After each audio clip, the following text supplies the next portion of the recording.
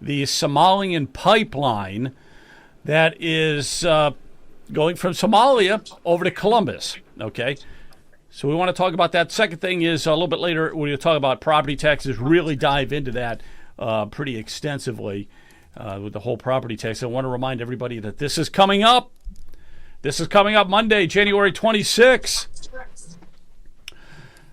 We've got three guys there, Brian Massey, John Pleshnick, and Chris Galloway. So that's abolishing property taxes, and we want people out there. So please, if you're watching this at all and you hear about it, get out there on Monday the 26th. It's going to be a great time. And one of the things we're going to do, guys, is we're going to start off the show a little bit differently with the panel discussions. We're going to hit with some really key questions right off the bat that you guys are going to have to answer, like how are we going to fund everything? Okay, that's going to be like the first question. I'm just giving you a heads up, okay? How do we fund everything? And we'll just rip that apart so that everybody understands it, and then we will go on with the people's question, so to speak. All right, tonight I want to talk about the Somalian invasion, and it is something else. I got this. Watch this off of Glenn Beck for a minute, and somebody needs to just turn down their radio or whatever they're listening to. Something's got to be shut down a little bit. But here we go. Let's watch this off Glenn Beck. We've got to really dig into who's funding this. So we started looking into Riot Inc. It's the same people funding the Get Out the Vote and the ballot harvesting and all of that.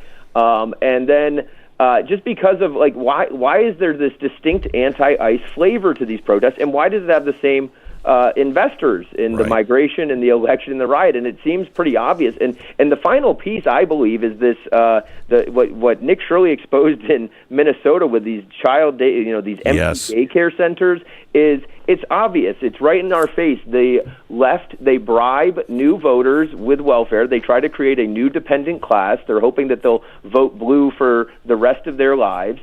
And so by bringing in more people, that's that biggest slice, or the blue slice, bringing more people, the orange slice there, the biggest part of the pie, more than half, is the election. And so it's this pipeline from the border to the ballot box. And how they can believe that these new migrants are going to vote blue is they just bribe them with welfare. I mean, millions and billions of dollars of welfare with zero oversight, zero accountability. And so it's really insidious. I mean, this is a whole subversion, wrapped into one. And these people need, these funders really, they know what they're doing, obviously. Oh, I mean, you just genius. had this guy, this attorney general talking about how they were meeting every single day looking how to thwart Donald Trump. And I think the major thing they're concerned about is him disrupting this border to ballot box pipeline.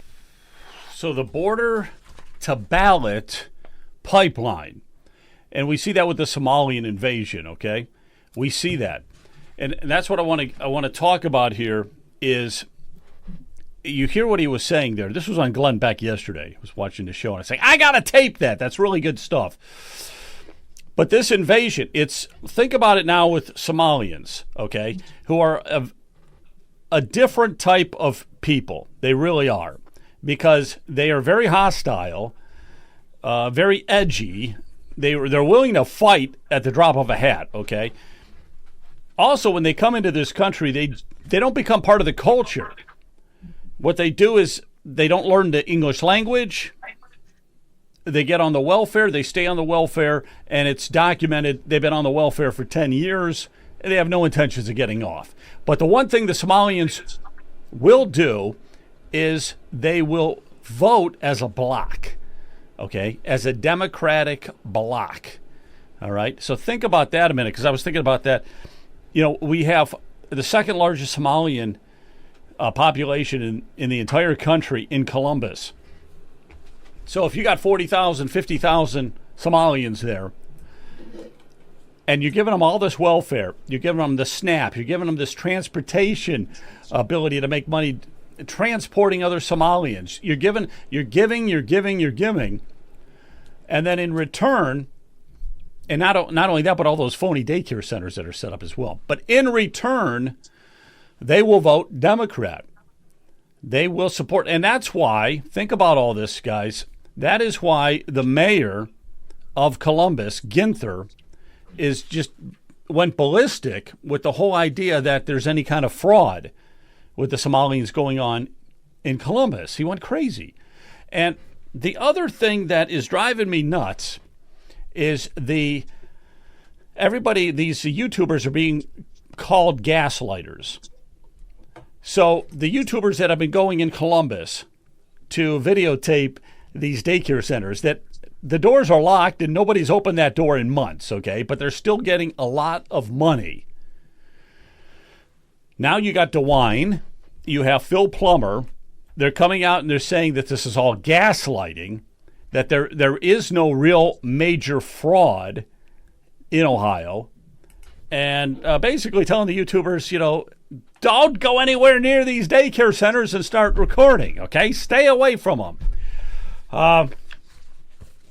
The whole thing really stinks of corruption to me, because we see what's happening in Minnesota, and Tim Walz, the governor of Minnesota, what is the one thing he's telling everybody, especially at the beginning? Oh, there's nothing to see here, right? Nothing to see here. Go along with your business. There is plenty to see there. The corruption is off the charts in Minnesota. And I got a feeling here in Ohio, we're just touching the tip of the iceberg. And it is up to journalists. It is up to YouTubers. It is up to all of us to investigate this stuff, because the government isn't. And I want to play this one clip here, and I'll get some of you guys' thoughts on that. Listen, watch this. Citizen journalists, these are all just allegations. There's no proof. You went from allegations to proof in just a matter of a couple of weeks, trying to say that you are gaslighting people. How do you respond to those folks? Yeah, it was interesting talking to that reporter because what she pointed out was that I said correctly, that citizen journalists brought forth allegations of fraud. That is absolutely true. It remains accurate. Those allegations were then taken up by DCY and investigated. And then individuals had to reimburse the state of Ohio for money they were overpaid for fraudulently claiming kids were in attendance. That's proven fraud. It's not the investigative journalists that are proving fraud. It's the agency that proved fraud. And they even admitted it at the end of that clip that not all of the $2 million was fraud. Some of it was administrative. Well, what I asked in return was, the daycare centers that were proven to commit fraud, did you refer them to the auditor's office for investigation and then to the prosecutor for prosecution? And the administrator's answer was no. Internally, we made a determination that we didn't think they could be prosecuted. All right. So I don't know if you guys are following that or not, but what they're saying, those investigative journalists uncovered 4 daycare centers. The fraud was in excess of $2 million. The Department of Children and Youth said that, I guess they also may have bounced it off of DeWine. I don't know. But they said internally, we're not going to prosecute. We're not going to pass it on to the auditor, who could do a more in-depth investigation, then pass it on to the Attorney General and maybe prosecute some of these people. We don't want to do anything like that. So that's what Josh Williams was talking about right there. That's what he's bringing up. So when you have our state government, they don't want to investigate, they don't want to prosecute. These fraud charges are only happening because of these YouTubers looking into stuff. They're not. That's about as crazy as it gets. Let me go around the table a little bit here. And if somebody is like, real quick here, I keep hearing feedback. So if somebody's got a loud audio, turn it off. But go ahead, Brian.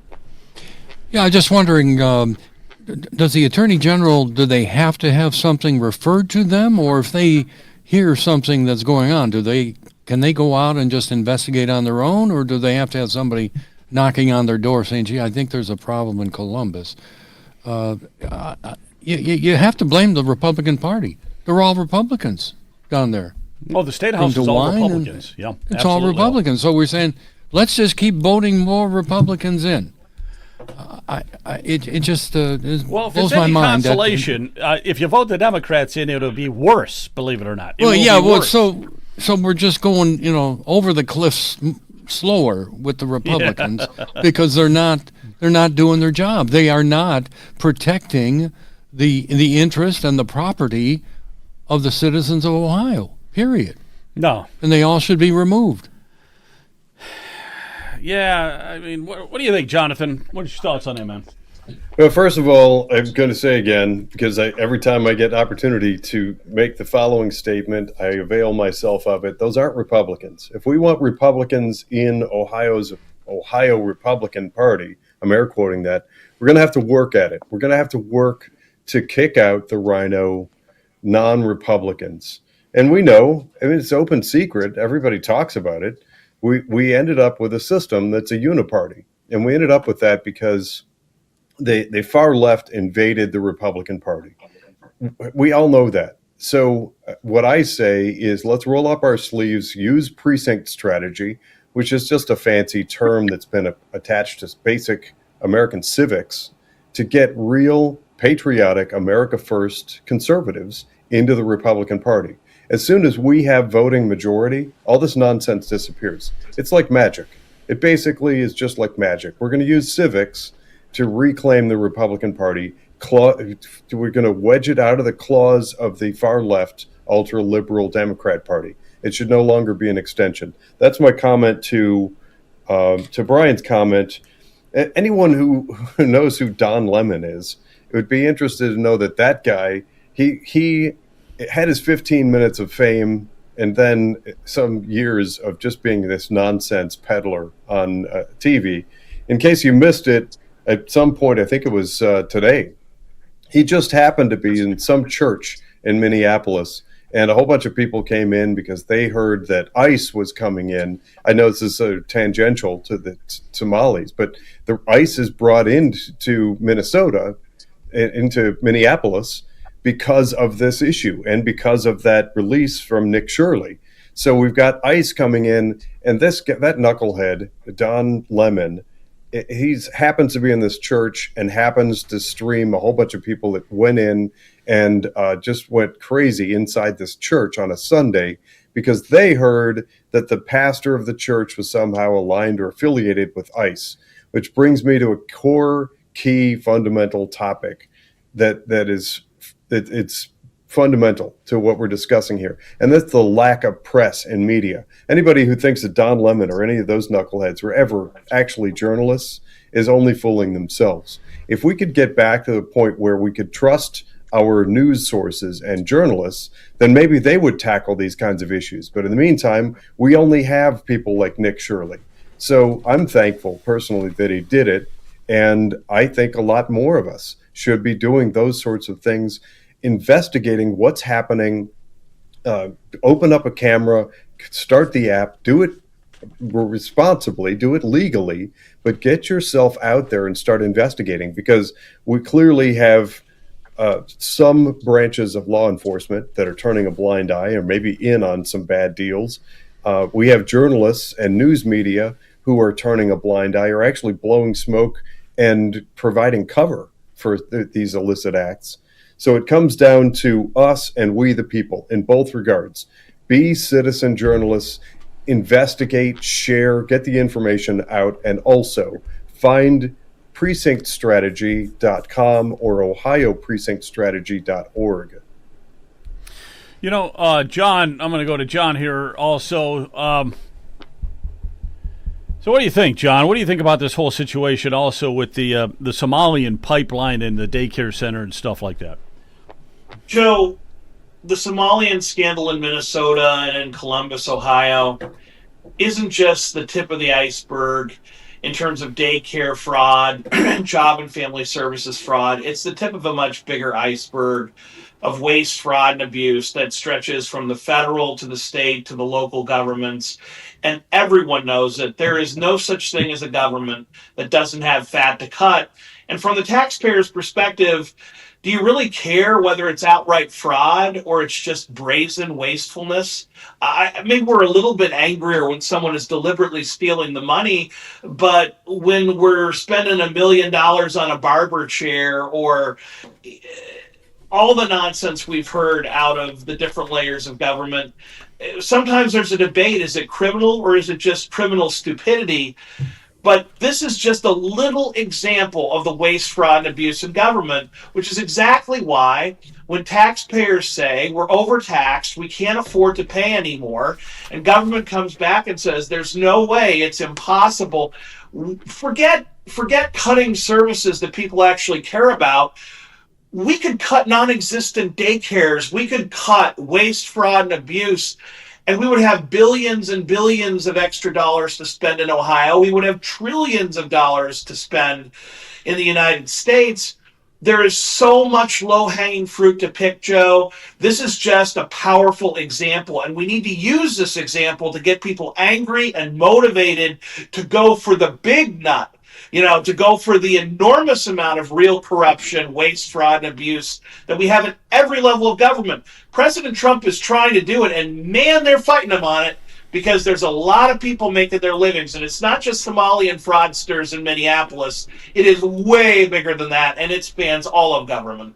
Yeah, it's not. I got you. It's not just Somalians, but the Somalians are in the news right now, and when you get to Minnesota, it's like 90% or 99% of all these daycare centers with the Somalians, they have traced to fraud.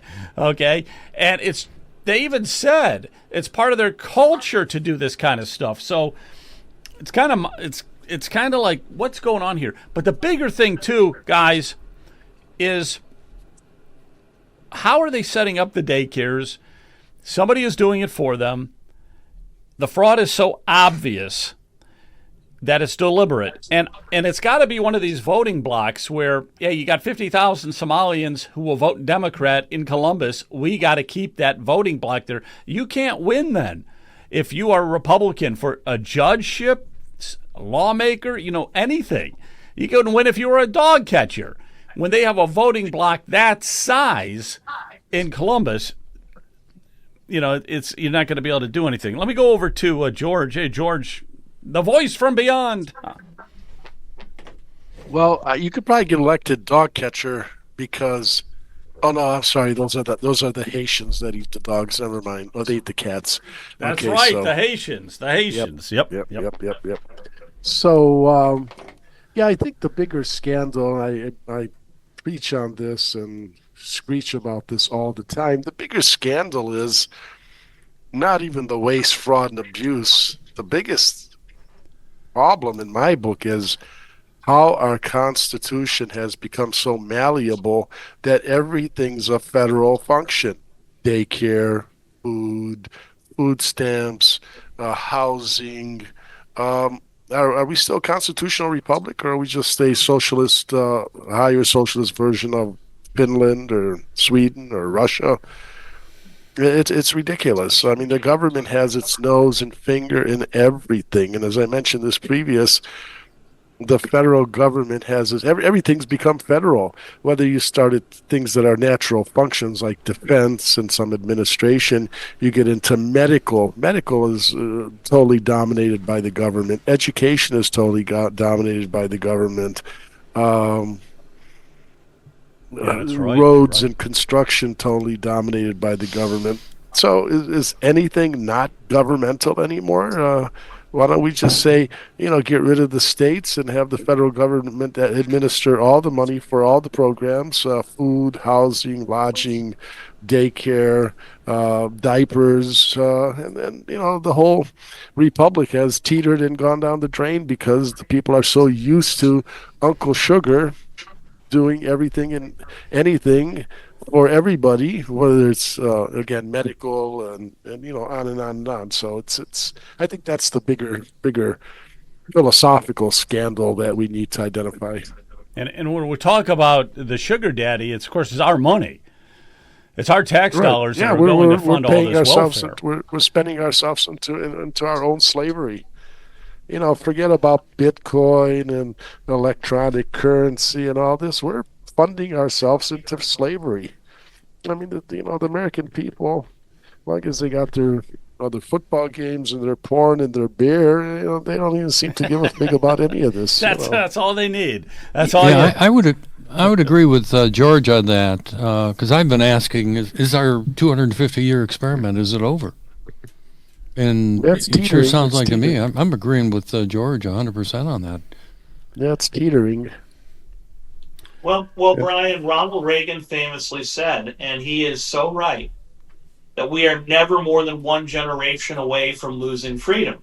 And we stand now at the precipice, in no small part because of decades and decades of excessive spending, with a $30+ trillion debt that just keeps getting bigger and faster and bigger. It is frightening. But there's nowhere to run. There's not another United States. If we lose this fight, there's no round two.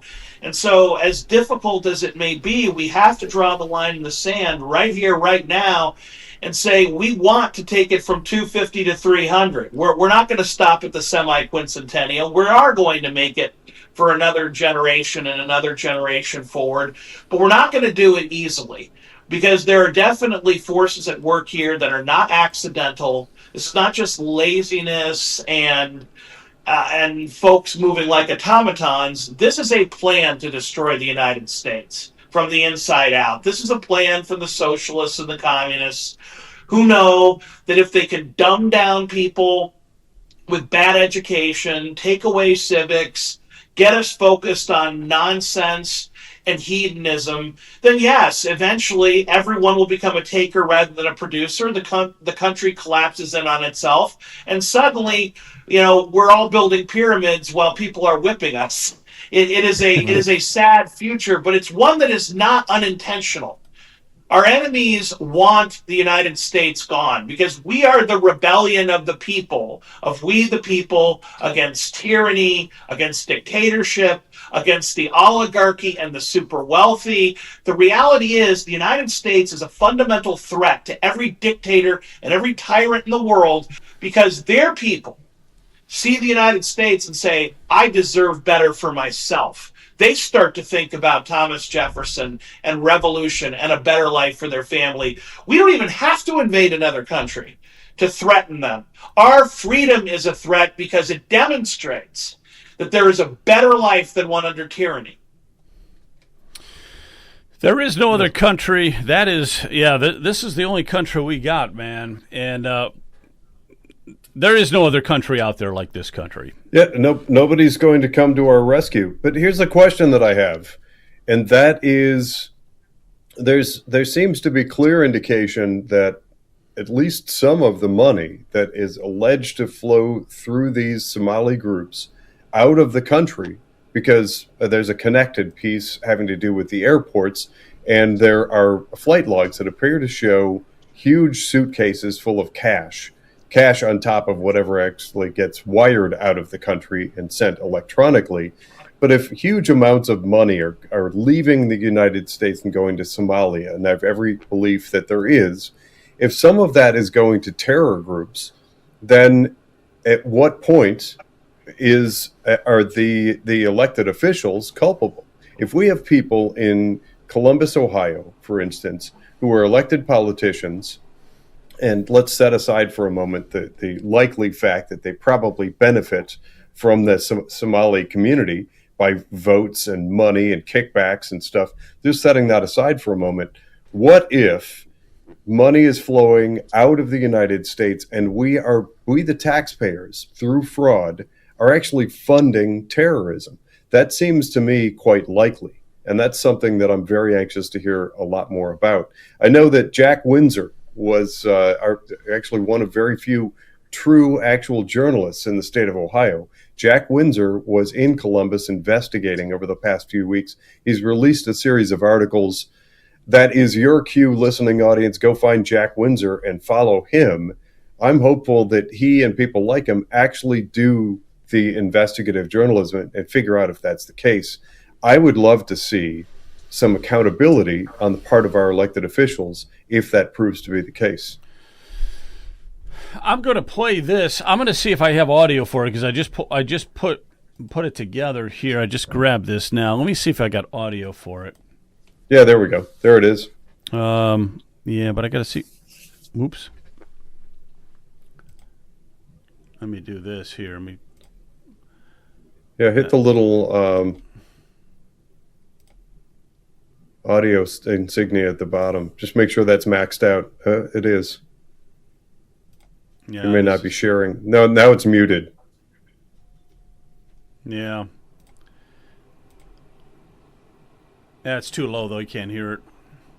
Yep. We're not getting audio. Anyhow, but people can get from the headline. That is the story about all this money flying out of Columbus. Yeah. And going over to Minnesota. They traced $136 million of it in 1 year of cash. $136 million in cash going from Columbus to Minneapolis. That's just what they reported. The Somalian reported. connection there, okay? It seems like there's a Somalian connection there. But remember, there is no fraud. We have tight oversight. Huh. DeWine is telling us we have tight oversight. And, we watched that video there with Josh Williams, he's running for Congress out there in Toledo. He wants to put actual security cameras inside of daycare centers so that you can count how many people are there, okay? And this footage wouldn't get out to the public or anything like that. It would just be so that you could monitor that there are actual kids at these facilities, because we've seen the Somalians. These buildings are boarded up. There's no snow tire tracks. No one's been in these buildings for months, and they're getting millions of dollars. According to public records, Blue Star Academy, LLC, that is open in Columbus, Ohio, was cited for conditions no parent would ever accept. Certainly wouldn't. Children had access to a knife, extension cords, matches, a lighter, large heavy furniture not secured to walls, traffic, a body of water, power tools, nails poking out of furniture. Staff were not physically supervising children. Let that sink in. According to inspection reports, staff used baby monitors and walkie-talkies instead of being in the room. Staff used mirrors to watch. What do you think of that? They had some kids, and they didn't even go in the same room that the kids were in. They just put up a mirror so they could occasionally glance at the mirror and see what the kids were doing. So Joe, other rooms, staff used video cameras instead of direct supervision. I've seen daycares with no children present during licensed hours. I've been told paperwork can be backdated by daycare owners. I've read inspection reports describing feces, urine, blood, bodily fluid on floors, sheets, cribs. I mean, think about that. Reports are saying there's no attendance records, not enough cribs, sheets being reused without being cleaned, open outlets, unsafe and hazardous equipment, play equipment protruding with rusted nails. Why are these centers still open? Because the system is not designed to shut out bad actors. It's designed to keep providers open. That's the whole idea there, John. Got to keep those daycare centers open no matter what. Joe, it just reveals what a scam the state government has become, because we pay so much money for quote-unquote oversight.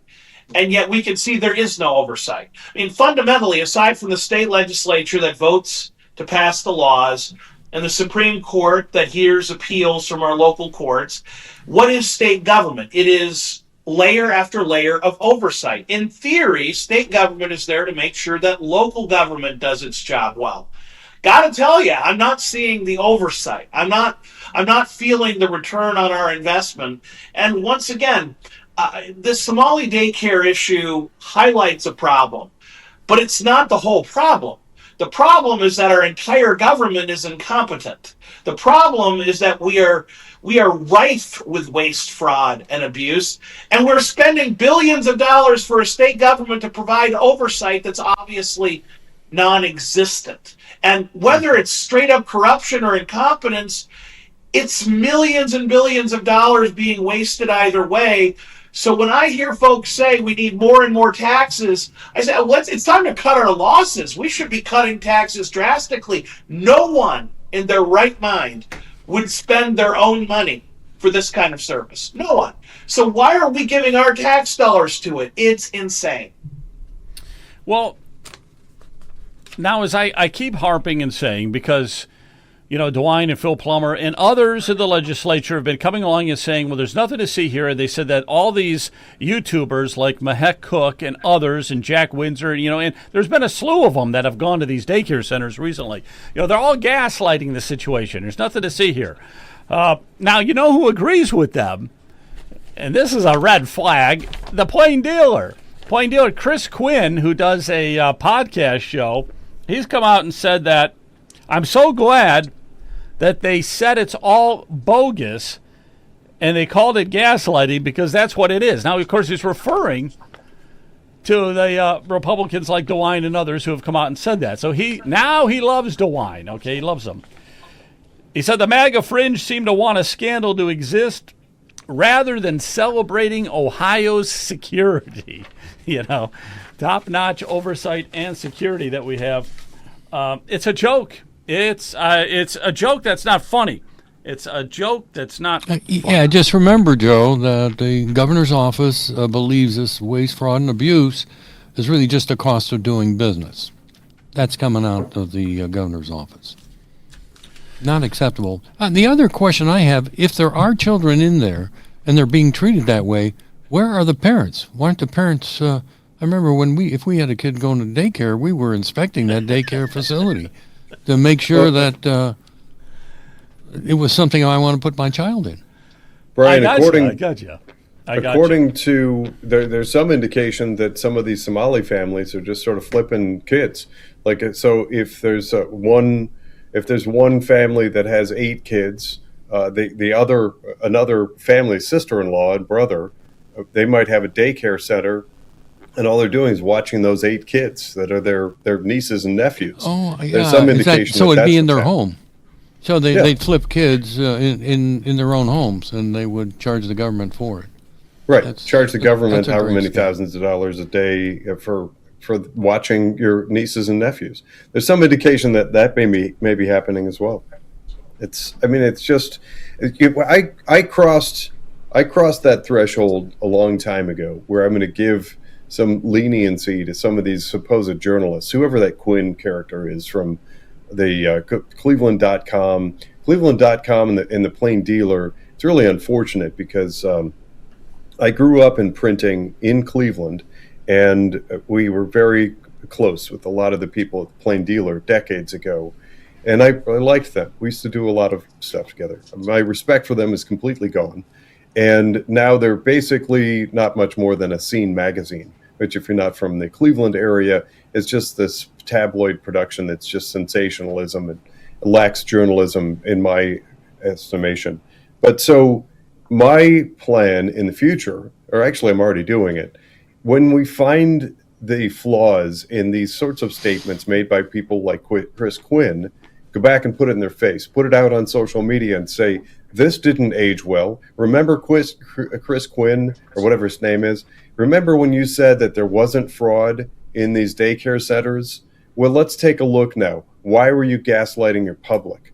It's to that point now, I believe we need to be holding their feet to the fire and calling out these supposed journalists who oftentimes appear to be doing nothing more than gaslighting and smoke screening the public and hiding fraud.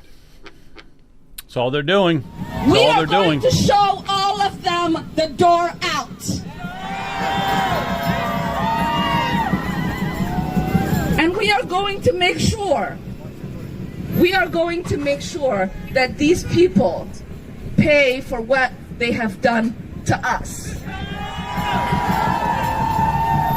Ilhan Omar, and what she's referring to there is ICE, and that they're going to pay the price for what they have done to her people. What they have done to her people. Following the law?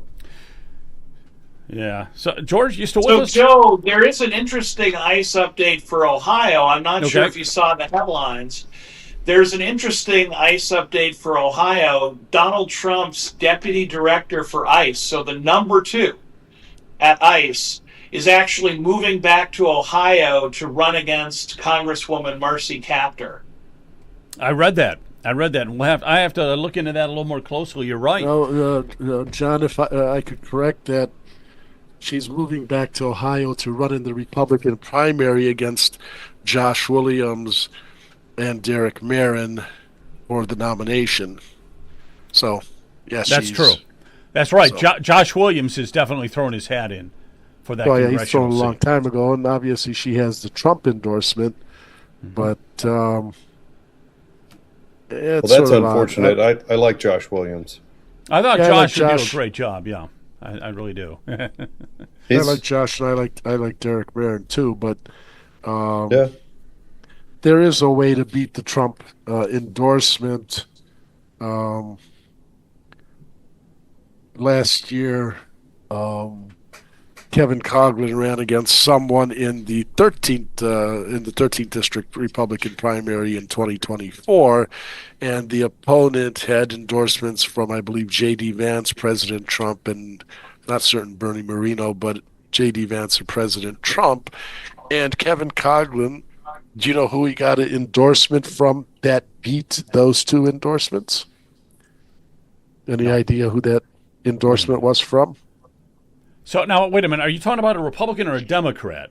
I'm talking about a Republican. Kevin Coughlin was running in the 13th District Republican primary, and his opponent in the Republican primary had the endorsement of J.D. Vance and President Trump. He still won the primary because he had another endorsement. The question, Joe, is whose endorsement was that, George? Okay, George, whose endorsement Monday was that? Night Roundtable. No, just kidding. It was actually Jim Jordan.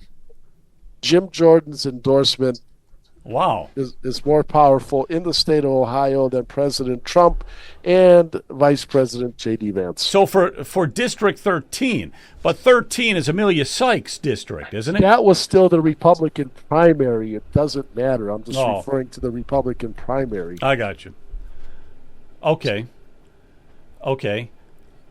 So my only point is, if somebody gets possibly Jim Jordan's district, which is a lot closer, it's the 9th district than the 13th anyhow, but again, it's still the Republican primary, they should shoot for an endorsement by Jim Jordan because it seemed like his endorsement is more powerful in the state of Ohio than President Trump and J.D. Vance. Because I'll be honest, I really don't like President Trump's endorsements because this woman's moving back and she hasn't been in Ohio a long time. I know her family business has been there a long time.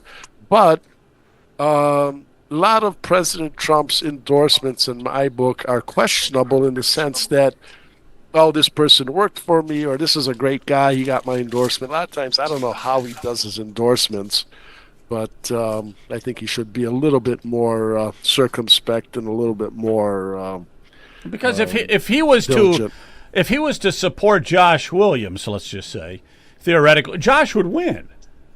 No, but President Trump is endorsing this person from ICE, the second in ICE command. I'm sorry, ICE or Border Patrol or whatever she is. He's already endorsed this new lady that just jumped into the primary.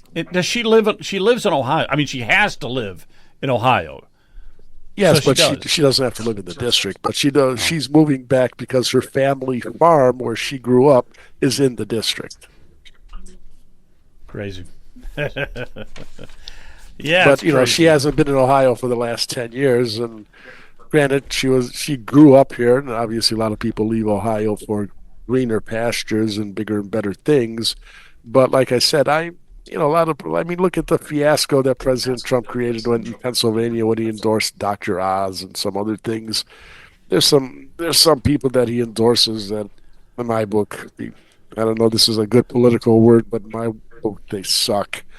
So I don't know if that's a good political term, but yeah, I think it's chaotic here. I don't like it in this instance either. I mean, clearly Josh Williams has been fighting for a long time now, making a great name for himself, connecting, getting to know people. He knows the political landscape in Ohio. And for Trump, and I'm going to guess that Trump didn't even look at Josh Williams. I may be wrong on that, I don't have any inside knowledge, but well, I could also give you the inside scoop on why President Trump did not endorse Josh Williams or Derek Marin. The reason is what's the inside scoop? Derek Marin is considered he lost against Marcy Kaptur before, even though the Libertarian I think took like 9% or something. So he's considered, quote, a loser. And Josh Williams in his vetting has a very thick dossier on himself in his youth of a lot of indiscretions, both as to verbal and physical indiscretions in his youth.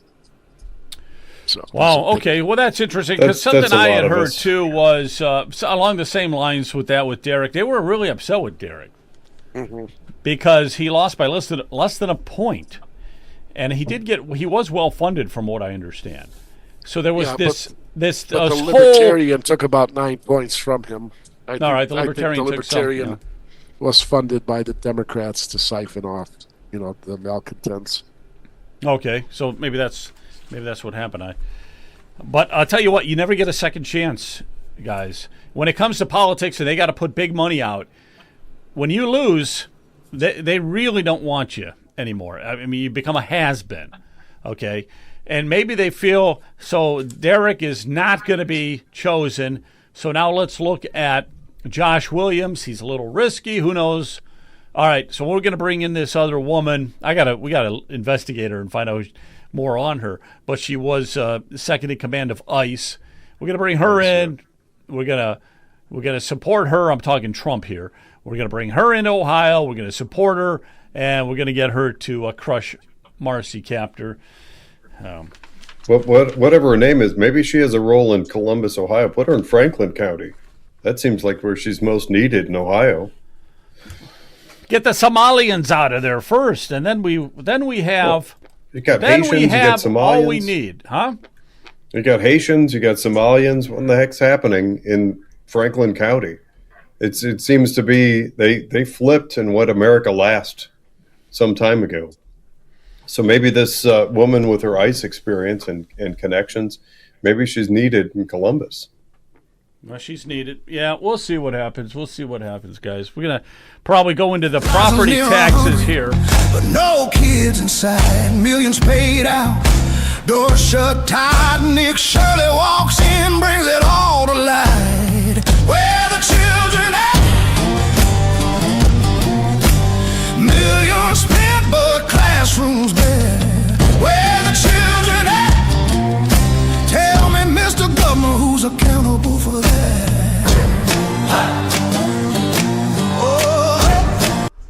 All right, so we're going to switch gears here and talk about the property taxes. A lot to talk about.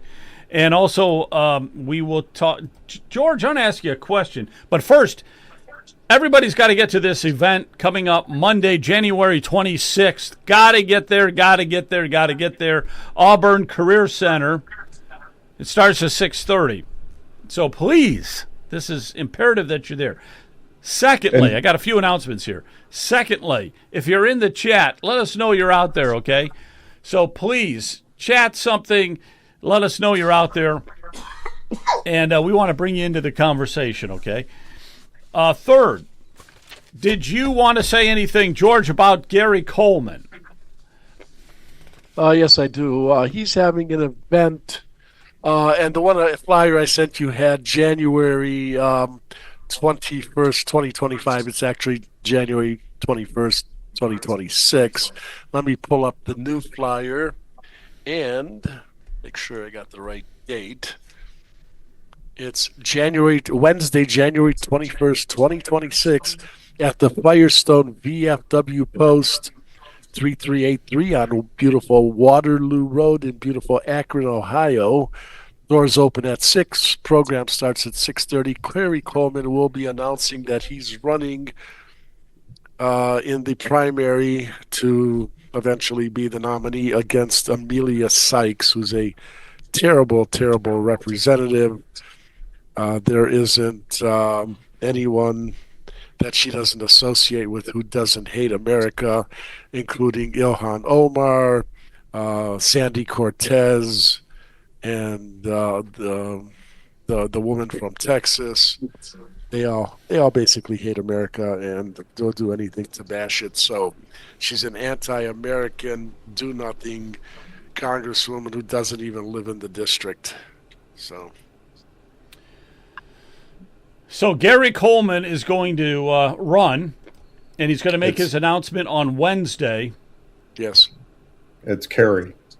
Oh, is it Kerry? Kerry Coleman. Kerry Coleman. So he used to be a weatherman, right? Wasn't he the weatherman, Channel 19 or something? So 1943, and then he was filling for, I think, Channel 3. And then he's been a talk show host on WNIR 100.1 FM for the last 3 years. And his last show is Tuesday because he'll be making that announcement formally on Wednesday. And after that, he can't stay on the air because it would violate FCC requirements and all that. And we will live stream that too, by the way. So we're going to be live streaming it, and then after we live stream it, we'll be chopping it up, throwing it out on Facebook, and highly promoting it because, we got to get rid of Amelia Sykes. Got to get rid of her in that district. And it's not a horrible district. It's only +3 Democrat, which isn't horrible. Right. Plus, we have some strategies that we've been mulling through. We have Jonathan on our team as well. Now, Joe, I'm going to send you this flyer. Maybe you could put it up on the screen. There, let me just send this to you now. Let's see. Are you emailing it or texting it? I'm emailing it to you, yes, to your regular email address. Yeah, I'll try to put that up here in a few minutes. All right, so let me send that. Kent, do you have any announcements, Kent? Yeah, just make sure everybody to if you are on Rumble to send if you can. There have been sent a couple gifts throughout the month. We appreciate that. If you want to send a Rumble rant, that would be appreciated. Also, over on Facebook, you can also send stars. That's another way of supporting us. It does take money to do this. You can also go to ohiopoliticalnews.com/shop and get all the mugs and merchandise over there. And also there is a donation button up at the top of the website to support us. It does take money to do this, so we appreciate any support. And yeah, we'll be live streaming. If there's things going on, let us know. We'll try to get as many places as we can to live stream. And it does cost money. So if there's any sponsors that would like to be part of these live streams and to be notified or noticed on the flyers or other situations talking, please let us know and we can, talk to you about sponsorships and all that. So thanks for that. And like this big, beautiful flyer that we have up there right now about abolishing property taxes at the Auburn Career Center. Could you imagine, just imagine now a sponsor's name plastered on that as we send it out through Facebook and through Rumble and YouTube and, get it out there. So maybe even if you're a politician and you want to get your name plastered out there, we don't care. As long as your name isn't Amelia Sykes. Okay, we're not going to go that far. But, yeah, if you want to sponsor us in any way, please do that. Jonathan, you had a comment, I know. Go ahead. I do, actually, too. You may recall that Jeff Skinner from the Ohio Register has been a guest on this program. On the 15th, just a few days ago, he released an article pertaining to that panel discussion. Go find the Ohio Register, Citizens Free Press release, property tax town hall, and he does a good job of writing up that panel discussion that's taking place at Auburn Career Center. The other thing, this coming Tuesday at 9:30 a.m., if you are in or near Geauga County, please come to the County Administration Building on Ravenwood Drive. If you are online, only, or interested in following along with what's happening here, I'm going to just quickly give a sum up. The county commissioners are meeting at 9:30 a.m. to vote on something that's really important. They almost voted last week's meeting on Tuesday, but a procedural issue meant that they had to bump it to this week. Here's what this looks like. If you're online only, the county commissioners meetings have a YouTube channel. I'm going to try to get a link and put it on Voice of Geauga and my social media. We want to try and get as many eyes on this vote as possible. But here's what the whole thing looks like. If you follow, I'm going to put it in a context I think anybody can absorb. We know that the United Nations is trying to use climate as an excuse to kind of override our U.S. government and insert themselves in choices that we make and our autonomy. In a very similar fashion, there's an organization based out of Cleveland called NOACA, which it has a long name, Northeast Ohio Area-Wide Coordinating Agency. NOACA has some control over 5 counties in Northeast Ohio: Lake, Geauga, Medina, Lorain, and Cuyahoga County. In theory, us outside ring counties have a vote in NOACA. NOACA really fundamentally can override our vote. And what it boils down to on Tuesday morning at 9:30 is further diluting the ability we might have of fighting back in any way, shape, or form. Some of us don't want that. We want our counties and our local government accountable to us, not waiting and answerable to some bureaucratic entity in downtown Cleveland. It's 9:30 a.m. Tuesday morning at Ravenwood Drive. As soon as I find the YouTube link, I'll be sharing that out on social media as well. All right, fantastic. We do have another guest with us here tonight. John Mara is with us. How you doing, John? There we go. Now I'm unmuted. Doing well, thank you, guys. All right, very good. So we're going to be talking property taxes here. And I've got you, and I've got Brian, and I got Pleshnik, and we got everybody here. But all right, a couple of things I want to start this off with. I caught this. It says Rocky River. Okay, so first thing I want to start off is when we're talking property taxes, 50% goes to the schools through our local property taxes.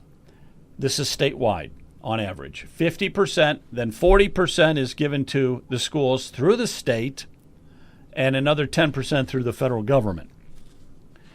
But some cities give above 50%, and some give less than 50% when it comes to property taxes. So Rocky River, which is out here in Northeast Ohio, 81% of the revenue comes from property taxes for Rocky River. 81%. Those people got to be fit to be tied. Now, the superintendent of Rocky River was saying, how are we going to make up $41 million in revenue if they abolish our property taxes? Because apparently there's a movement out there to abolish property taxes. Also, here's something else that happened. Last week, the Willoughby East Lake City School District in Lake County took action to put a 1.5% earned income tax on the May ballot, to replace 4 levies supported by property taxes. Now, you guys were there. I know that you were there, John. And I know that John Pleshnik was there. And I think Brian was there, too. I think all you guys were there. And I think, if I'm not mistaken, we even live streamed it. We were there. Yes, it was live streamed. And you were there, and we live streamed it and everything. Now, here's a couple comments from some people I have never heard of. This character, Lake County Commissioner John Pleshnik, who's a Cleveland State law professor who studies taxes and public policy, said the earned income tax is a mistake. Pleshnik believes residents will move out of the area. So we'll find out for sure if Pleshnik really means that. And then also, Brian, you were in this article. Brian Massey, a retired CPA and business owner who lives in Lake County, and cutting state and local government spending he says that'll put more money in the hands of people. to spend locally and to boost the local economies. And that the state constitution requires the legislature to fund public schools. Massey argues the legislature has shirked that duty. All right. Well, yeah, I stand by that, yes. I believe that. So let's get a discussion going here for a minute. I want to start off, and I don't care who raises their hand to go for the answer, but the main question that people have is, you abolish property taxes, how do we pay for it? How do we generate the revenue to pay for, let's just say, the schools? Who wants to tackle that question? Joe, let me jump in here because I'm going to provide the simplest and the best answer to that question. How do we afford to cut property taxes? 2 words: cut spending. The reality is the people of Ohio are not saying, government, tax me a different way, a new way. I want new and more tax. That is not what the taxpayers of Ohio are saying. They're saying we're tapped out, we're overtaxed, we're overburdened, we want our taxes cut. And while property taxes are particularly problematic because they can result in folks becoming homeless, no one is clamoring to raise some other tax. That's a boogeyman. No one is clamoring to cut essential services like roads, police, or fire. That's a boogeyman. That's a straw man argument too. The truth of the matter is the people of Ohio are saying loud and clear, we want government to cut spending. We can talk about the waste, fraud, and abuse with Somali daycares. We can talk about the incredible amount of waste in public schools where you've got a principal for every grade, where you're spending tens of millions of dollars toto. You're spending, in some cases, $36,000, $18,500, remarkably large amounts per student, when 10 grand should be more than enough. More than enough. We can point out all these individual instances of waste, and yet the response we consistently get from government is it is impossible. We are cut to the bone. We're thin. We're starving. There's no way we could save any money. The only answer is to raise more taxes. That is the lazy answer. It is the wrong answer. And the only answer that Ohio will accept is to cut spending. Gotcha. I agree. I'll piggyback on that. Hang on. Okay, you want to piggyback? Go ahead. Now I'm going to come back to John Morrow. Go ahead. Sorry, John. I didn't mean to cut you off and step on your toes there. $22,312. That's the number. That's Rocky River, according to the most recent stated budget to the Ohio Department of Education. $22,312. Keep in mind, that's not actually the total. That's part of the total. So round up, you're at about $25,000 per student per year. And I'm with John. Then there's all this outrage about this voucher program, which is an avenue to, according to statistics and numbers and facts and reason and logic, and you get your kids out of these government-run schools, the results are better. It's pretty much across the board. And if you're doing it on a voucher program, that what is it, $7,500 or something? So let's just use that as a figure. Or assume that parents are putting in another $2,500, so $10,000. There's the John Plechnik figure. $10,000 is doing it better. It's getting kids actually educated. In Rocky River, spending $22,312 per student is an outrage. So anybody who's out there, like let's just take a vote. Go out to Rocky River. So let's send a petition out, or not a petition, but the people get people to vote in Rocky River. Would you rather spend $10,000 per student actually educating them, or $25,000-ish, not really actually doing a good job of preparing and educating children? I have a feeling you're going to get a statistical 100% answer. Stop the waste, fraud, and abuse. That's the answer. You got it. We got to do that. John, there was a meeting we just mentioned the Wickliffe East Lake school board meeting, and they wanted to put a 1.5% tax increase. And I know you were at that meeting. Give us your thoughts on that. Okay, first of all, they didn't want to put a 1.5. They wanted to put a 2.5 on. And what they did was this. They basically put a resolution together that said that they needed to raise $46 million. And what they did was they they left it open. They didn't put an amount down, the percentage down. But then what they did, they said that they needed the commissioner of the state to check the formula to see what would be needed as far as collecting that amount. And whatever they can't collect through the earned income tax, they'll then have to collect on the property tax. Now, this is supposed to replace the emergency levies. Now, the emergency levies, the problem is that, as you know, that's on our property taxes, on our tax bills. 30% of it is paid by commercial businesses. So what they're going to do is, instead of those commercial, basically what they're going to do is they're going to give these commercial businesses a tax break on their bill, and put that all on the wage earner with the earned income tax. And they're saying this, well, we're giving the seniors a tax break. But yeah, you're giving the seniors a tax break. But first of all, it's just crumbs, because they're still under the 20 mil floor. They're still going to be getting that increase without the vote of the people. They still have the operating levies that they're going to have that for the general fund that we're going to have to pick up. So all those are there. What they're trying to do now is a bait and switch. And this is one of the things what they're saying is, well, how are we going to fund the schools, and how else can we get money from the taxpayers? But, it's very simple. There's foregone revenue that we're not getting.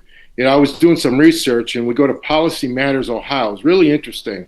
Loopholes and other tax breaks cost Ohio $12 billion a year. Now, $12 billion a year. I mean, this is just Policy Matters. This one little Google search.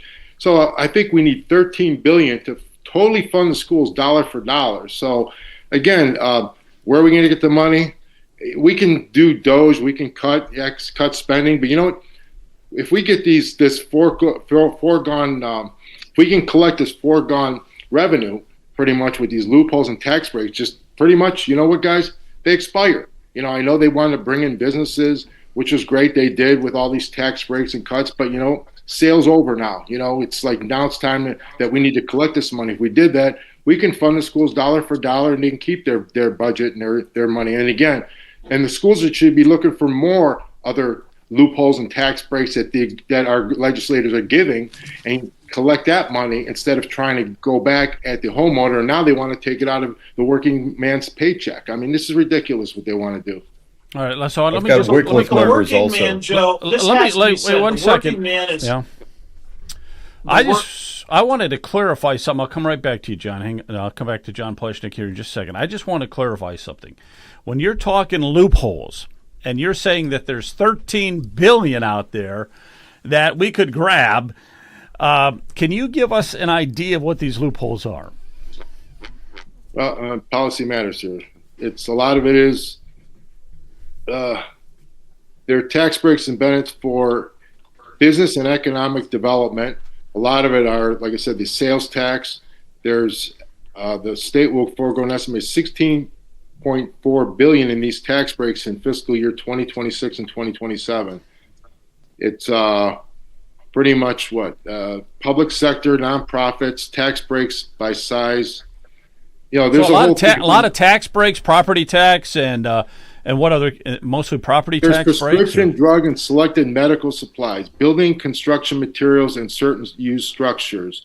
There's personnel, spousal, and dependent exemptions. There's TPP used in agriculture, Social Security and railroad retirement benefits, sales of TPP services, transportations, personal. It goes on and on. There's a whole list. If you go to PolicyMattersOhio.org, PolicyMattersOhio.org, pretty much it lists right there all the shortchangings in Ohio.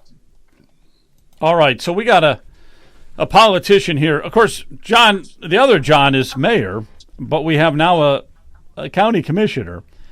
All right. There's a lot of loopholes out there, I guess.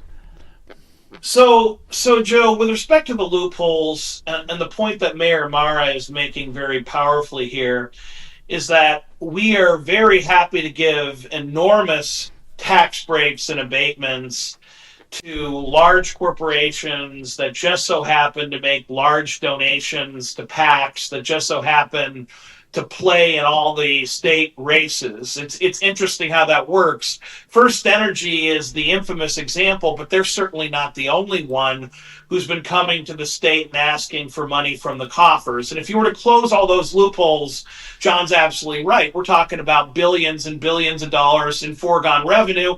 And since those businesses aren't paying, guess who's stuck with the bill? You and me, as ordinary taxpayers that can't put millions of dollars into political campaigns. Now, I think it's important to really highlight the second mistake that's being made here, the mistake on top of the mistake. The first mistake is they raised our property taxes sky high. The people are revolting, and frankly, Ohio is dying. We are shrinking relative to our sister states because we're a high tax jurisdiction, and people are leaving places like California, New York, and Ohio to go to low tax jurisdictions like Tennessee, Florida, and Texas, which are booming. So we see that on a state level. But it's important to understand that it's even easier to move from one municipality to another. So you don't make a bad situation worse by compounding the mistake by raising taxes locally. And that's exactly what you're seeing in the Willoughby East Lake Public School District and other school districts that are now trying to raise their earned income tax. They say, well, if you don't want to pay property taxes, instead of raising property taxes, we'll raise your income taxes. That doesn't work. Number one, people are tapped out no matter what kind of tax you call it. But number two, if you raise any tax rate, I don't care if it's income tax, property tax, sales tax, if you raise any tax rate way above the competition, taxpayers vote with their feet and they leave. And as hard as it is to go from one state to another, it is not hard. It is not that difficult to move from one city to one village to one township to another. You might move 5 minutes down the road, you save thousands of dollars. That is not a difficult thing to do, and people will vote with their feet. We saw this happen in Euclid when they raised their local taxes, including an earned income tax for their school district sky high. We saw the population migrate out of Euclid and go east. And if Willoughby East Lake were to be successful, and certainly patriots, those of us who care about our homes in Willoughby, East Lake, Willowick, Timberlake, and all the great communities in the district, we're going to do our best to stop this. But if it were to happen, and we were to add a 1.5% income tax to the 2% that we're already paying in most of those communities, so you're paying nearly twice as much tax as any other jurisdiction, and compare that to the 0% rate they're paying out in the townships, I hate to tell you, but people are going to vote with their feet and leave. This is what we call the classic tax death spiral. It's a negative feedback loop. You raise taxes, people leave. That leaves less folks to pay the taxes, which means you're taking in less revenue, so you raise taxes again, and even more people leave, which means you're not raising enough revenue, so you raise taxes again. Do I really need to tell you how the story ends? It's called the death spiral for a reason. It ends in death, financial collapse. It destroys the community. And it's sad that people who are supposedly educators don't know tax policy or Econ 101. It's sad. How can you teach our children if you don't understand these basic ideas, these very basic concepts? Cause has effect. You can't simply raise a tax and pretend there'll be no impact on taxpayer behavior. That's just naive. All right, I got you there. One other thing I just want to say off of that, though, is I can't believe that they're raising the earned income tax, or at least trying to. And that was news to me about Euclid. I did not know they did that in Euclid. To me, this is diabolical, man. When you start getting that earned income tax, that local tax, 3-4%, that's diabolical in my book. But go ahead, John. It's the process, what they did. What happened at the Willoughby East Lake School, there were 2 tax-related resolutions, both of extraordinary consequence, were added to the agenda at the last minute. Reportedly, the night before the day of the meeting, residents, we didn't have an opportunity to review them, understand, or respond. And then during the meeting, the board discussed one path, pivoted, voted unanimously on another, the way to handle it. So what they did was they had the resolution, like I was saying earlier, it was at 2.5% to raise $46 million. Then what they did, they took that off. They added 2 resolutions the night before, And those two resolutions, one was for 2.25% increase, and the other one was for a 1.5 earned income tax. So they had the two, and then whatever that would cover, now the 2.25 was supposed to generate 42 million, and the other 2.5 was supposed to generate, or the 1.5, 23 million. So, and the rest was supposed to be taken care of through the emergency levy that was already in place. So pretty much it wasn't replacing all of it, part of it, and then the part it did replace, like I said, they were giving tax breaks to the commercial businesses and putting all that tax burden on the working family. So what they did then, the first one, they said that, well, it's 2.25. One made a motion, 1 second, then they brought into discussion. During discussion, they were talking about, well, it's a little too much. We couldn't put that much on. We're getting pushed back, this, that. So then one of the board members says, well, I can't vote for this. So pretty much what they did was they tabled it. Then they brought up the next resolution. They read it, and that was at 1.5.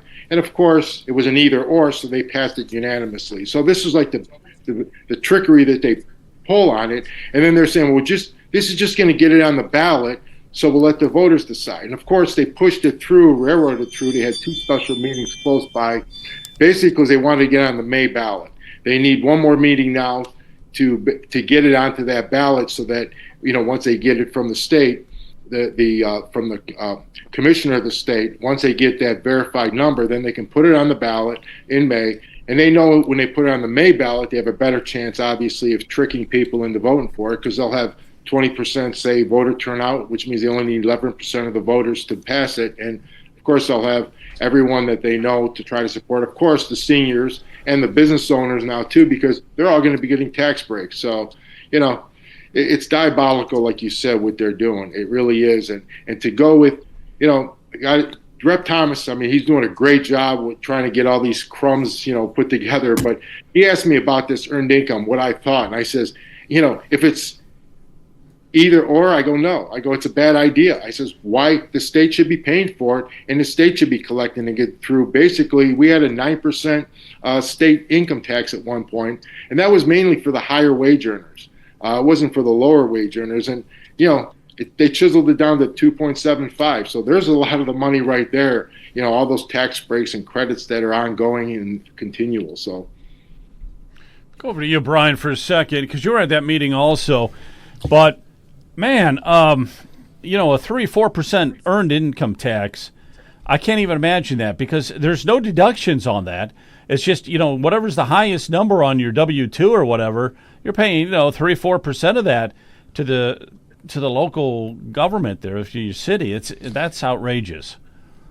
Yeah, it's interesting to me that I see at the state level the issue of income tax versus property tax, and you've got Vivek Ramaswamy saying absolutely he's going to eliminate the income tax, so statewide.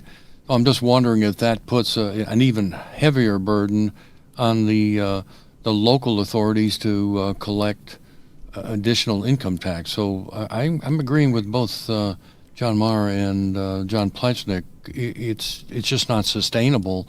And I think one of the things that they should be absolutely doing is they got to cut the size of government, as John Plechnik says. And one way to do that is without property taxes, you're not going to have to have as many people working in the government, state and local.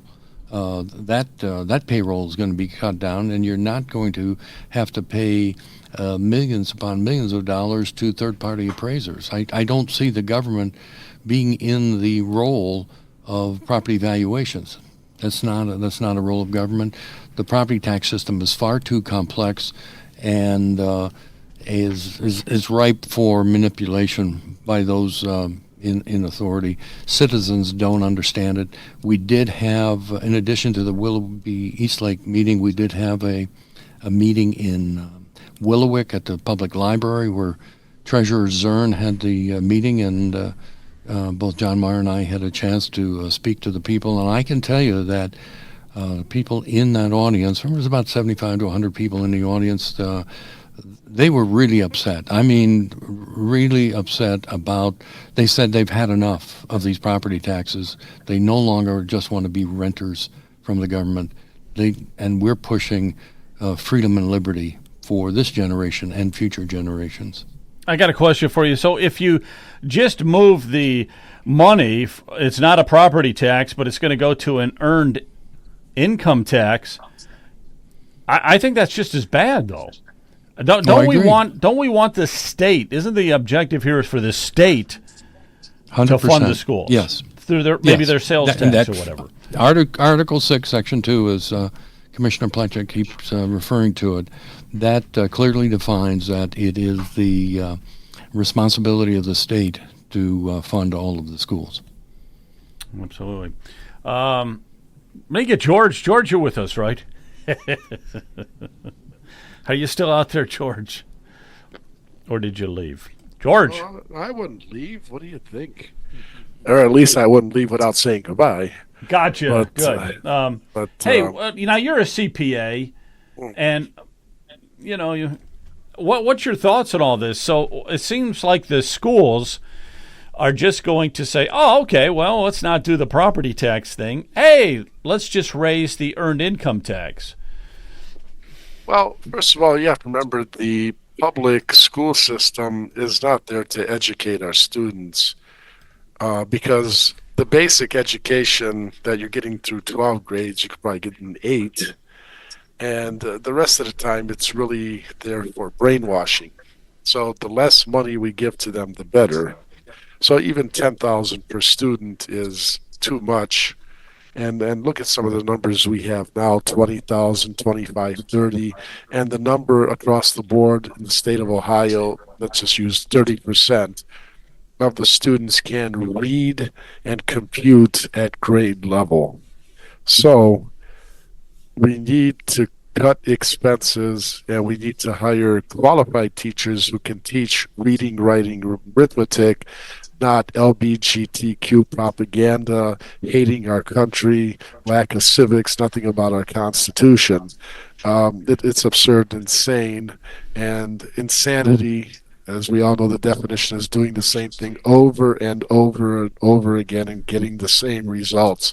Our education system sucks.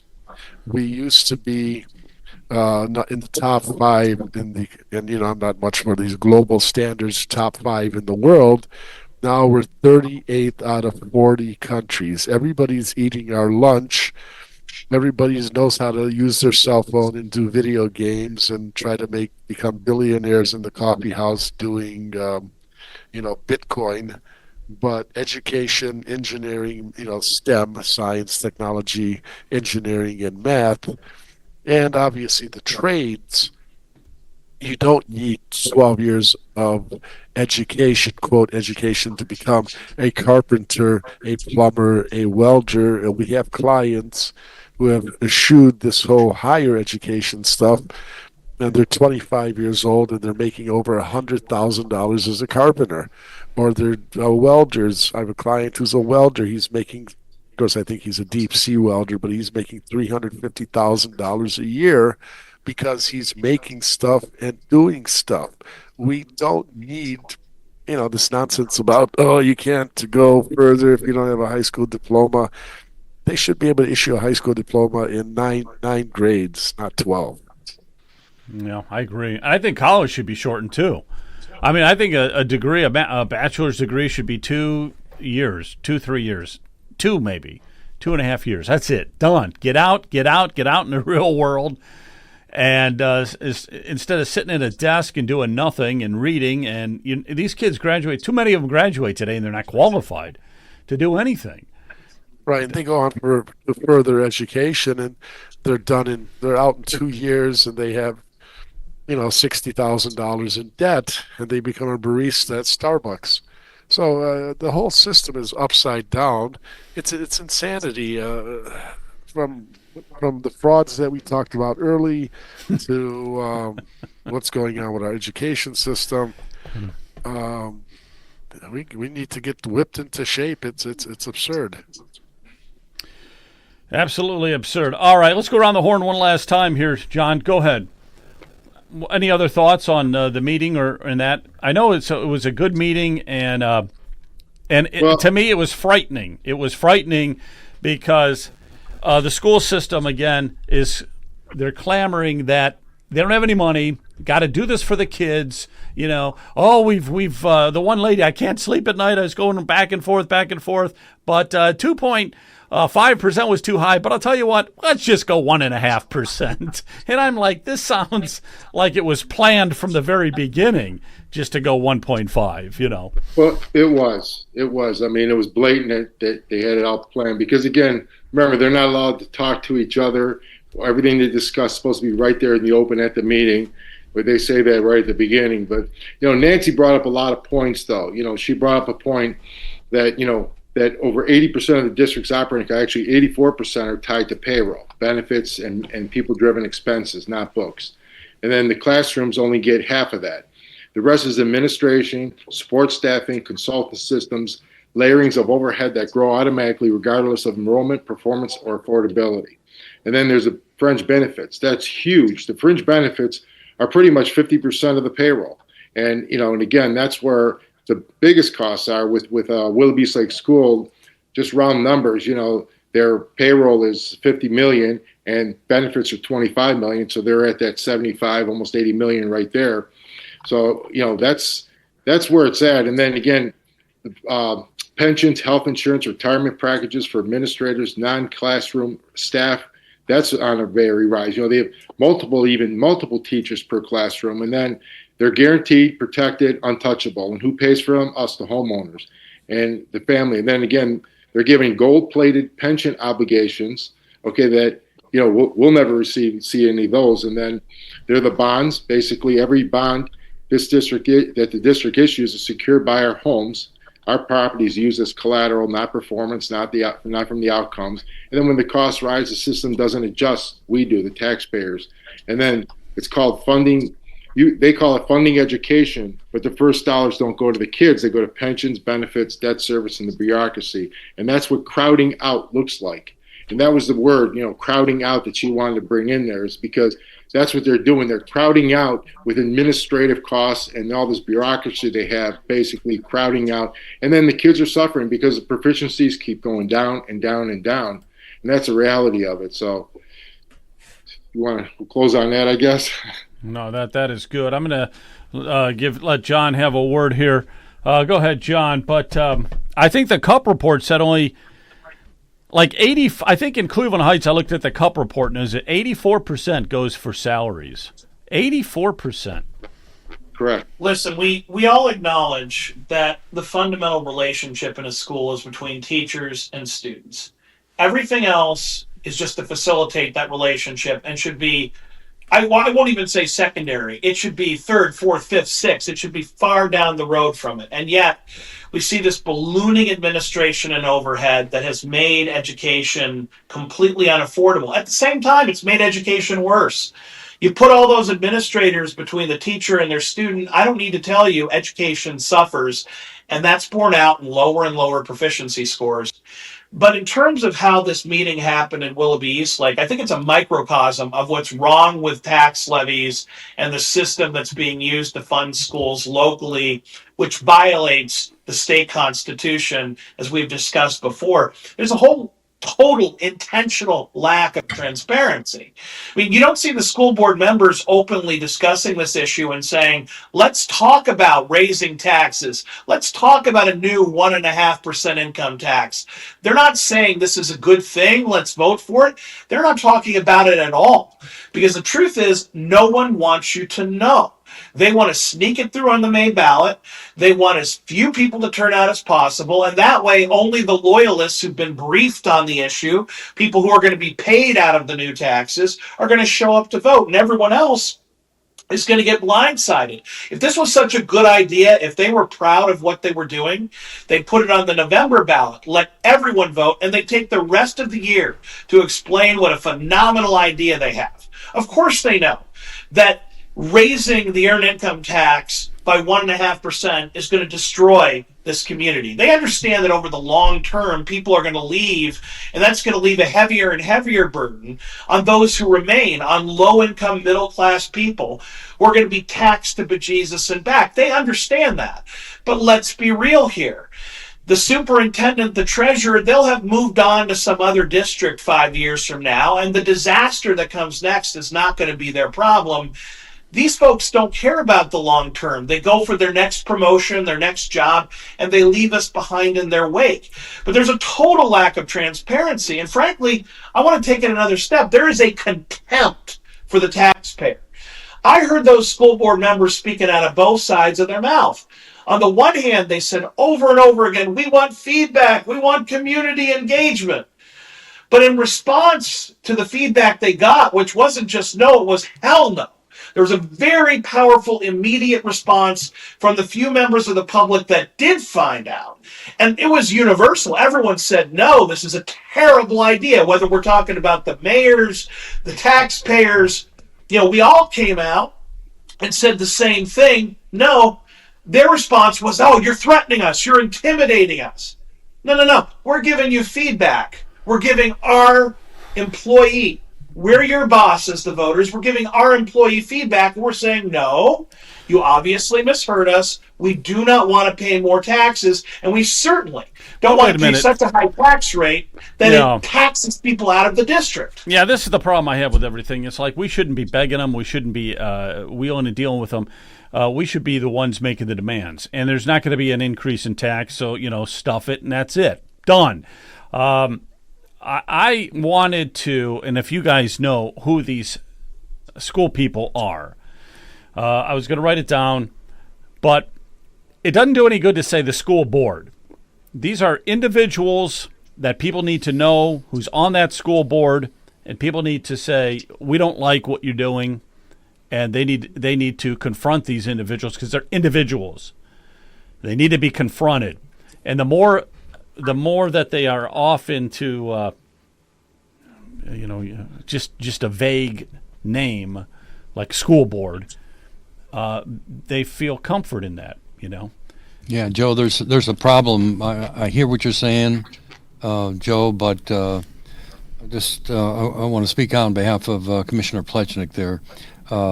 He was speaking up, not at that school board meeting, but prior to the meeting, he was discussing the pros and cons of what they were planning to do, and he was accused by the board members, specifically the board president, of intimidation tactics.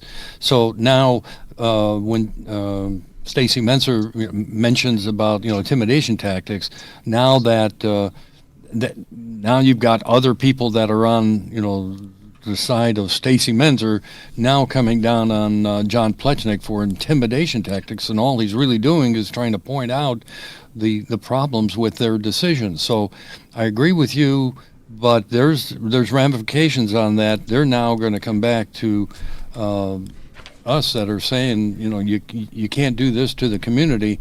We're now intimidating them. All right, can I do this? Can I do this a second? Yeah, wait, one second. Instead of, I don't want to put John Plechnik on the hot seat. I don't want to put Brian Massey. I don't want to put any of you guys on the hot seat. But if you tell me their names, I'll put myself on the hot seat because I really don't care. And I think that is the whole idea of this platform. That was the whole idea of getting the platform going, was to try to make a difference in the communities and not just to complain. That's like fingernails on a chalkboard. I hate complainers. It's like, okay, these people, Stacy, can you give me their names or I'll have to look it up? Well, the board president is Stacy Menser. Stacy Mentor? Menser, M-E-N-S-E-R. Menser, Stacy Menser. All right. Who's the other one? There's four others. I can't remember. I can't remember all their names. We can get them for you, though, Joe. We'll get it. We'll talk about it at the next show. But we will talk about them, and that's the whole idea of having a platform. I'm sick and tired of this one-sided. They work for us, okay? And if we're afraid and intimidated, that's not gonna go anywhere. What's that, George? No, I said I just emailed it to you. That was John. That wasn't me. That was John Mara. Oh, John Mara. Yeah, I emailed you the link for the school board members. You can get the link there. Okay. Joe, I can off air. I can help you with that. I've got most all of them. So I want to recognize. I'm reading from Rumble here. Jansky, great question. And Kent, if you're there, if you could pop Jansky's question, his or her comment about going in and getting in front of school boards. You're right. You're absolutely right. And in the context of John Plechnik or Brian Massey or anybody else asking questions, and then the name calling kicks in. There's an answer. I'm going to start with the numbers because numbers don't lie. And when you put these up on a placard, you put them on a foam core and bring a little tripod in. I've got a little cheapie. It cost me like $10. I can carry this thing in and put a giant cardboard sign up at the school board meetings that show the actual numbers. And those don't lie. Those refute all of this intimidation tactic nonsense. Here's where we are. Here's the numbers. What's become a focus in this conversation is simply Lake County. Wherever you are in Ohio, the same or similar types of numbers apply. Wycliffe Schools came up. Wycliffe Schools has 1,201 students. They're spending $24,067 per student, and that's not all of it. There's more money on top of that. They're reporting a 55.5% proficiency rate. A little better than half of the students can know how to stinking read when they're done with 12 years of spending around $24,000 per student. It's ludicrous. It's absolutely ludicrous. Willoughby Eastlake is spending $18,583. They're reporting 60.4% proficiency. Remember, of course, not only is that not the full number, because there's more that's spent on top of that, but also keep in mind that these proficiency scores are actually weakened. They're softened proficiency scores. Well, I took it one step further because we're using Lake County as kind of a guinea pig. They're a test subject for this conversation today. And I tallied up all of the different budgets from these schools. Two of them are over $100 million a year. We got one at 123, one at 122. I tallied up, and we're north of $505 million per year. $505 million for Lake County. That's one of 88 counties in the state of Ohio, and it's one that's really not all that densely populated. So that's ludicrous. That's absolutely unacceptable. And so what you can do, and what I encourage for anybody that wants to go to in front of the school board, Commissioner Plechnik, Brian Massey, or anybody else, start with the numbers. Don't go in, I suggest, don't go in just simply irate. Go in with the facts and calmly assert them. I show people in the Academic Accountability Project how to even turn it into a really pretty chart. It's a pretty chart with ugly lines on it that shows dropping enrollment with increasing administrative staff and costs and massively increasing expenses. When you get to a school district spending $25,000 a year, and they're publicly report there, it's right out there in broad daylight, 50% proficiency in one of the weakest states in the union for academic proficiency standards. That's awful. All right, here we have the world famous Willoughby Eastlake Board of Education members. All right, so that's Stacy Menser, the president, on the left. Jamie Schatzman, who's the VP. And who else we got here? You got Rhonda Osagi. Denise Verdi's on there. But Denise has got to be a good one. Denise has to be a good one. From what I know, yeah. Gabriel Miller is on there. and there's emails, and these guys, they're all women too, huh? I guess I shouldn't say guys, I should say women. To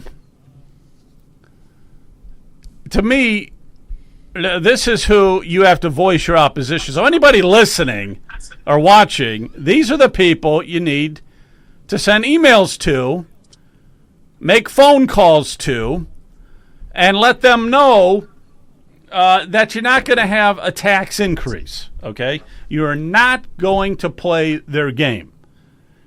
No more tax increases, period. And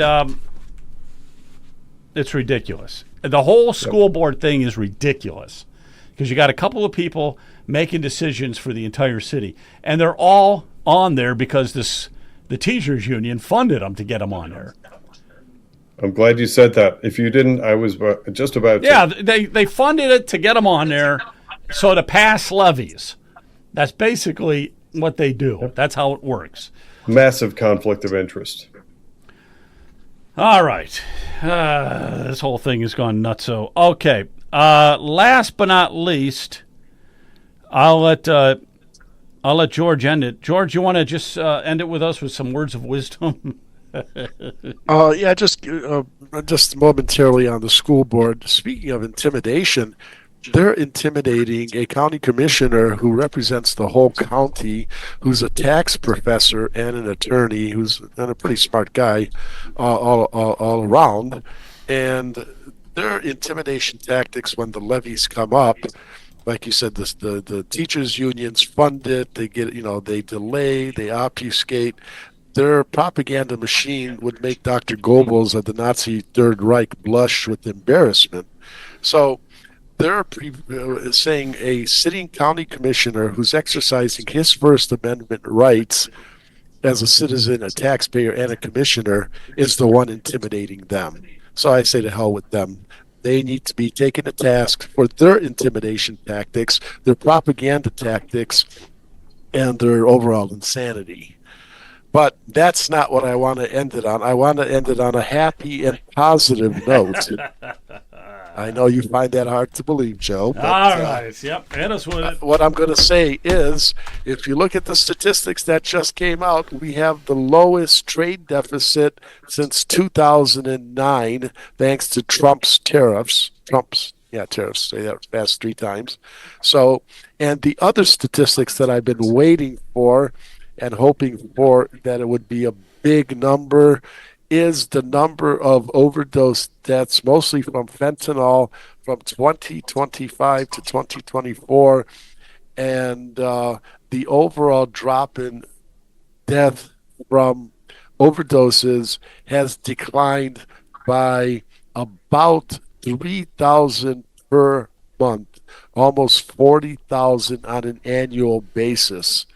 The number, and so we could try to thank President Trump for sinking these drug ships, killing these people who have been murdering our children to the tune of 100,000 per year for the past 20 years or so, 15 years, and those have dropped in half to about 3,000 per month as opposed to 6,000 per month. So we've cut down by about 40,000, or rather President Trump has with his aggressive stance against the narco-terrorists. That is awesome. All right, good news, good news. All right, everybody take care, have a good night, and God bless you all. Thanks, everybody.